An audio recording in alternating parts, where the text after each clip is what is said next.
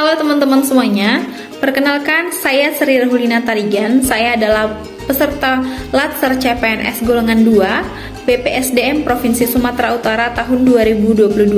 Saya dari angkatan 12, kelompok 3 dengan nomor absen 29. Di sini saya akan mempresentasikan tentang agenda 2, yaitu materi berorientasi pelayanan dengan pengampu materi Ibu Yamnur Mahlia, SST MKes. Saksikan sampai akhir ya. Oke, untuk Core Values ASN. Core Values ASN berperan sebagai panduan berpikir, bertutur, dan berperilaku. Adapun Core Values ASN diimplementasikan dalam kata berakhlak, yang merupakan akronim dari berorientasi pelayanan, akuntabel, kompeten, harmonis, loyal, adaptif, dan kolaboratif. Percepatan transformasi ASN.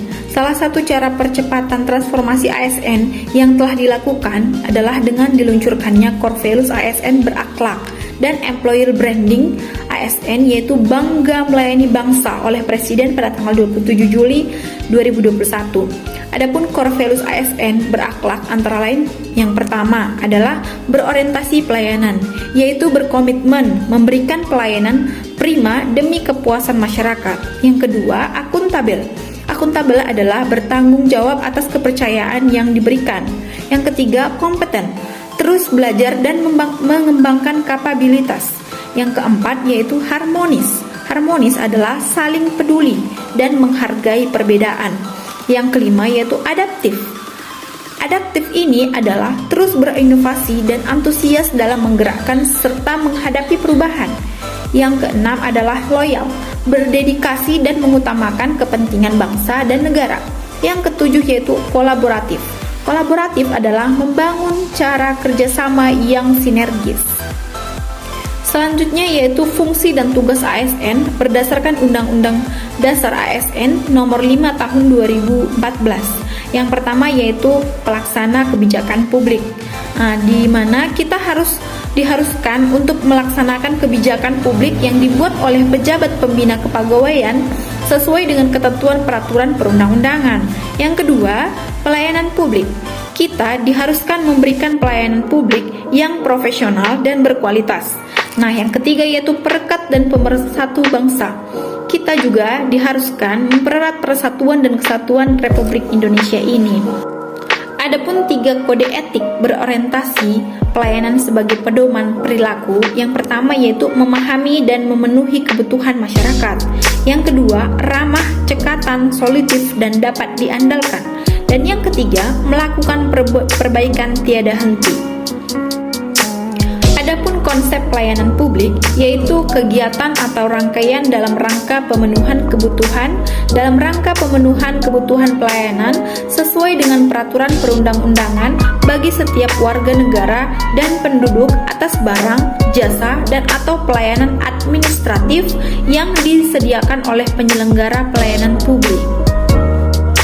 Adapun definisi pelayanan publik menurut Agus Dwianto pada tahun 2010 yaitu pelayan publik sebagai semua jenis pelayanan untuk menyediakan barang atau jasa yang dibutuhkan oleh masyarakat yang memenuhi kriteria, yaitu merupakan jenis barang atau jasa yang memiliki eksternalitas tinggi dan sangat diperlukan masyarakat.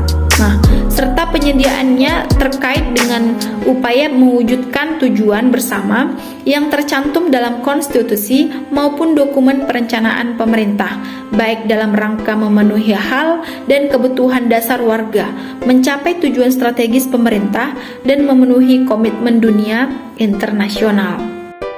Selanjutnya, kita akan membahas asas penyelenggaraan pelayanan publik seperti yang tercantum dalam pasal 4 Undang-Undang Pelayanan Publik, yaitu 1. Kepentingan umum. Yang kedua, kepastian hukum. Yang ketiga, kesamaan hak. Yang keempat, keseimbangan hak dan kewajiban. Yang kelima yaitu keprofesionalisan. Yang keenam yaitu partisipatif. Nomor 7, persamaan perlakuan atau tidak diskriminatif.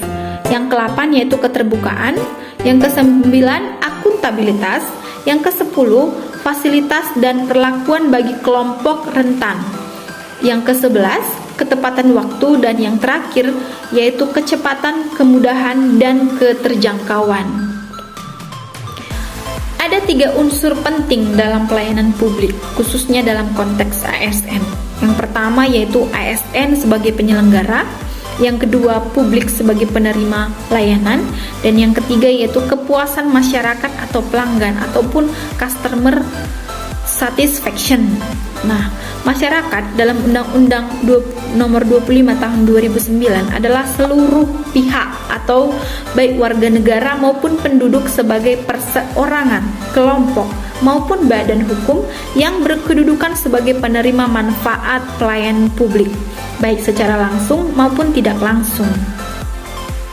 Penyelenggaraan publik menurut Undang-Undang Nomor 25 Tahun 2009 tentang pelayanan publik adalah setiap institusi penyelenggara negara atau korporasi, lembaga independen yang dibentuk berdasarkan undang-undang untuk kegiatan pelayanan publik dan hukum lain yang dibentuk semata-mata untuk kegiatan pelayanan publik. Selanjutnya, kita akan membahas tentang hal fundamental pelayanan publik, yaitu 1. Pelayanan publik merupakan hak warga negara sebagai amanat konstitusi. Yang kedua yaitu pelayanan publik diselenggarakan dengan pajak yang dibayar oleh warga negara. Yang ketiga yaitu pelayanan publik diselenggarakan dengan tujuan untuk mencapai hal-hal yang strategis bagi kemajuan bangsa di masa yang akan datang. Yang keempat yaitu pelayanan publik memiliki fungsi tidak hanya memenuhi kebutuhan dasar warga negara sebagai manusia, akan tetapi juga berfungsi untuk memberikan perlindungan bagi warga negara atau proteksi. Selanjutnya, apa sih pentingnya pelayanan prima?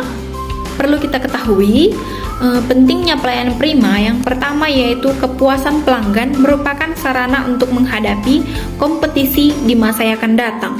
Yang kedua, kepuasan pelanggan merupakan promosi yang terbaik. Yang ketiga, yaitu kepuasan pelanggan merupakan aset terpenting. Yang keempat, kepuasan pelanggan menjamin pertumbuhan dan perkembangan organisasi. Yang kelima, pelanggan makin kritis dalam memilih produk dan jasa. Yang keenam, pelanggan puas akan kembali ataupun customer retention. Dan yang terakhir yaitu pelanggan yang puas mudah memberikan referensi. Selanjutnya, apa saja sih prinsip pelayanan publik yang baik? Yang pertama yaitu adalah partisipatif.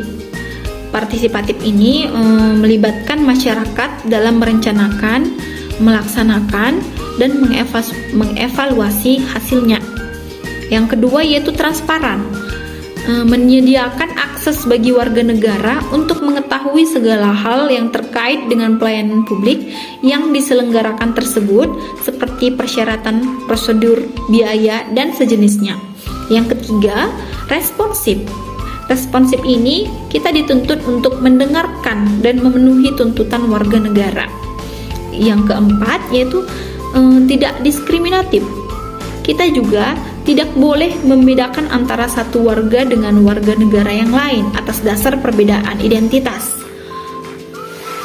seperti status sosial, pandangan politik, agama, profesi, jenis kelamin, atau orientasi seksual, difabel, dan sejenisnya. Selanjutnya, mudah dan murah. Mudah dan murah ini kita dituntut untuk memenuhi berbagai persyaratan dan membayar biaya untuk memperoleh layanan yang mereka butuhkan. Selanjutnya, efektif dan efisien. Kita juga dituntut untuk penyelenggaraan pelayanan publik harus mampu mewujudkan tujuan yang hendak dicapainya. Selanjutnya, aksesibel. Dapat dijangkau oleh masyarakat yang membutuhkan dalam arti fisik dan dapat juga dijangkau dalam arti non-fisik yang terkait dengan biaya dan persyaratan yang harus dipenuhi oleh masyarakat untuk mendapatkan layanan tersebut. Selanjutnya, akuntabel, di mana penyelenggaraan pelayanan publik dilakukan dengan menggunakan fasilitas dan sumber daya manusia yang dibiayai oleh warga negara melalui pajak yang mereka bayar. Selanjutnya yang terakhir yaitu berkeadilan. Nah, kita juga sebagai penyelenggara pelayanan publik dilakukan oleh pemerintah memiliki berbagai tujuan. Begitu dia teman-teman.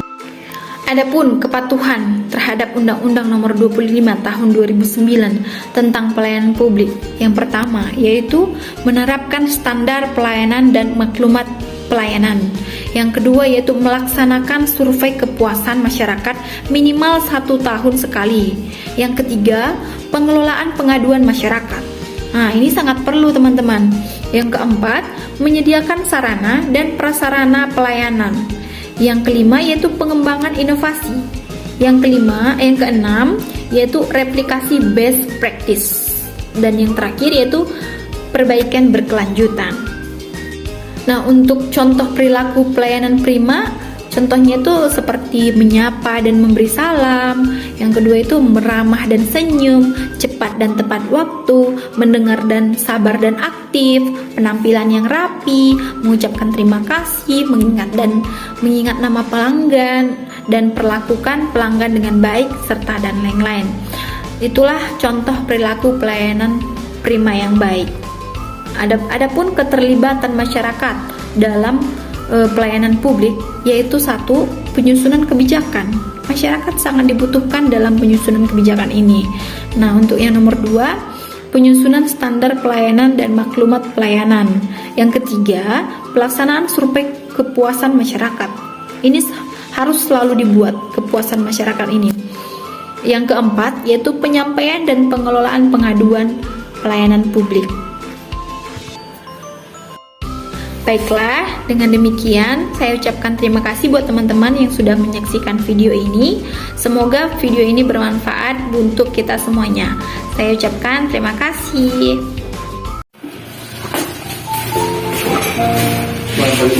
Lagi Pak, ada bisa saya bantu?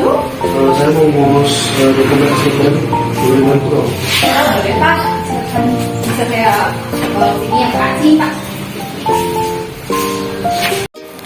Itu tadi adalah video dari action berorientasi pelayanan. Maka dari itu, untuk kita khususnya ASN supaya menjadi pelayan masyarakat yang baik, yang dapat dipercaya oleh masyarakat. Dengan demikian, saya ucapkan terima kasih. Dadah.